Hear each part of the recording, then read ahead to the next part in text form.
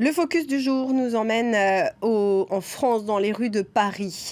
Revendiqués par Daesh, les attentats du 13 novembre à Paris et Saint-Denis, les plus meurtriers de l'histoire du pays, ont fait 130 morts et plusieurs centaines de blessés. Au-delà des blessures physiques, les attentats laissent chez de nombreux rescapés des séquelles psychologiques parfois très graves, comme le syndrome du stress post-traumatique que connaissent également les soldats, un dysfonctionnement bien connu pour les psychologues. Les troubles sont profonds, parfois invisibles, mais ils peuvent produire des conséquences dramatiques. Karim Akiki et Sylvain Rousseau ont retrouvé des survivants des attentats de Paris et de Saint-Denis. Depuis un an, Jean-Luc ne quitte plus son sac. À l'intérieur, du matériel de premier secours. Il a fallu que je le transporte tous les jours avec moi. Je ne pouvais pas sortir sans l'avoir. C'était pas possible parce que je m'imaginais que ça pouvait recommencer à chaque instant. Le soir du 13 novembre, Jean-Luc regardait une série américaine avec sa fille, âgée de 15 ans. Ce soir-là, pour lui, la réalité a dépassé la fiction. Le monde vient de basculer en bas de chez lui. Par ma fenêtre, je vois cette Seat noire arrêtée en bas. Un gars en train de tirer des rafales en continu sur la terrasse. Un autre devant qui tire sur les autres véhicules qui approchent.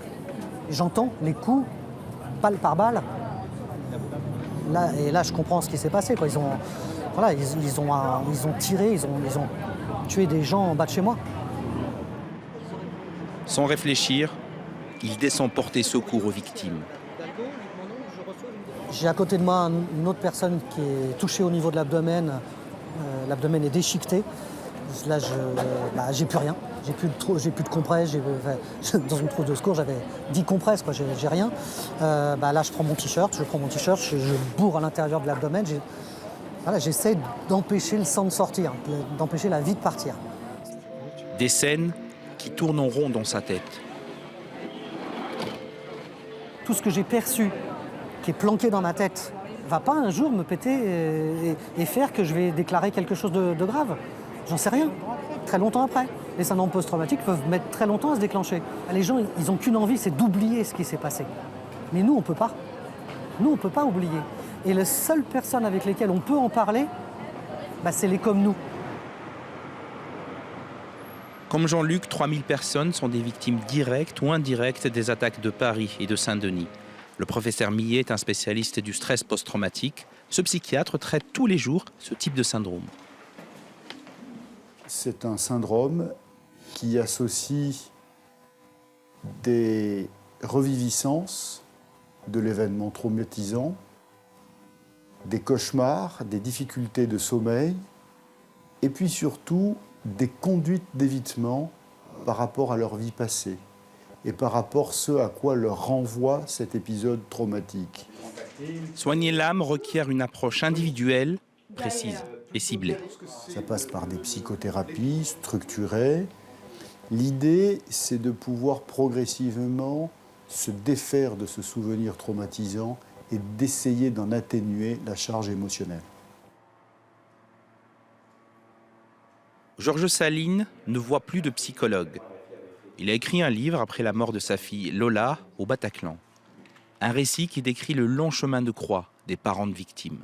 Nous avons commencé pratiquement 18 heures de recherche pour savoir ce qu'elle était devenue et pour finalement apprendre son décès en fin d'après-midi le 14 novembre. Être une victime, difficile à accepter pour Georges Saline. Pourtant, il doit continuer à vivre avec l'absence de sa fille. J'ai dépassé la phase aiguë, celle où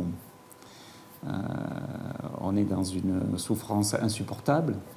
Je me suis installé dans probablement ce qui va être le reste de ma vie, c'est-à-dire le fait de devoir vivre avec l'absence de ma fille et en sachant que c'est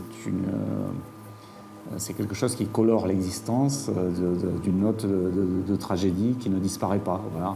Mais on vit avec. On vit avec. Toute la société française vit avec. Un an après les attaques de Paris et de Saint-Denis, 20 rescapés sont toujours à l'hôpital et 600 bénéficient de suivi psychologique.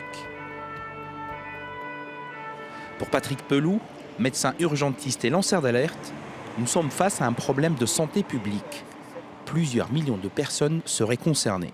C'est là où on quitte d'ailleurs une problématique individuelle pour toucher finalement une problématique de santé publique.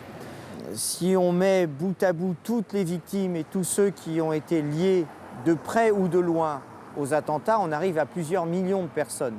Donc on est face à une gestion de santé publique, de globalité d'un phénomène. Pour Patrick Pelloux, les cérémonies de souvenirs sont essentielles. L'hommage de la République participe à la guérison des survivants. C'est très important qu'il y ait des discours, qu'il y ait des commémorations avec le président de la République, avec les politiques. On n'oubliera jamais, personne n'oubliera, personne. Il faut vivre avec. Et donc c'est là où ces moments de commémoration, où en fait personne n'oublie, personne n'oubliera, c'est des moments qui aident finalement les gens à reconstruire quelque chose. Le Fonds de garantie des victimes d'actes de terrorisme a déjà reçu 2800 dossiers.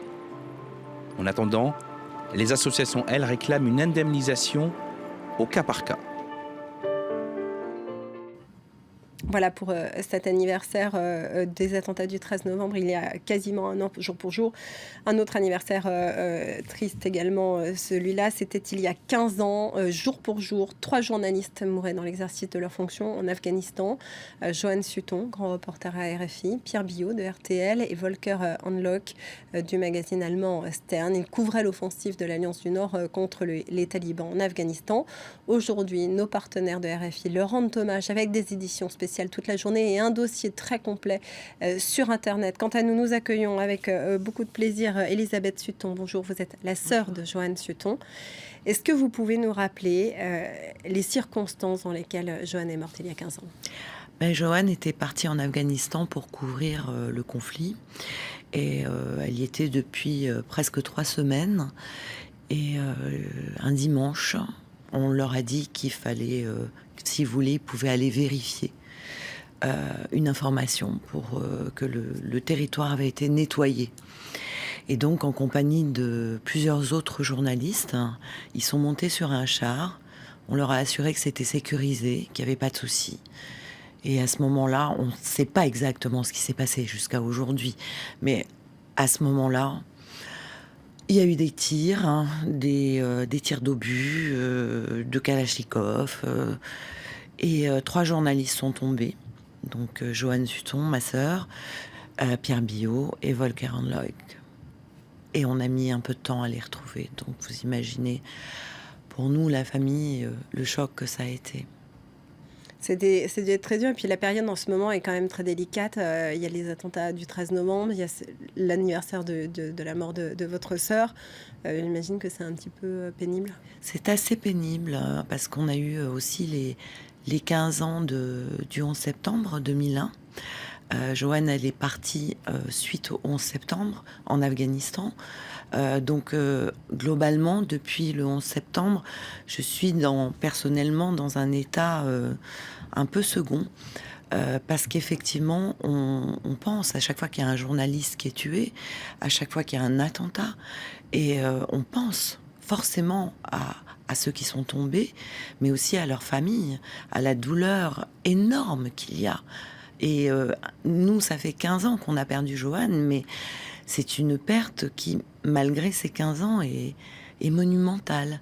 Je parlais de vide abyssal, et quelque part, même si on fonctionne, il y a un vide abyssal qui est créé par la disparition et la violence avec laquelle Johan a été prise alors qu'elle exerçait son métier. Elle ne faisait que travailler. Une victime collatérale d'un conflit dont elle n'était pas partie prenante.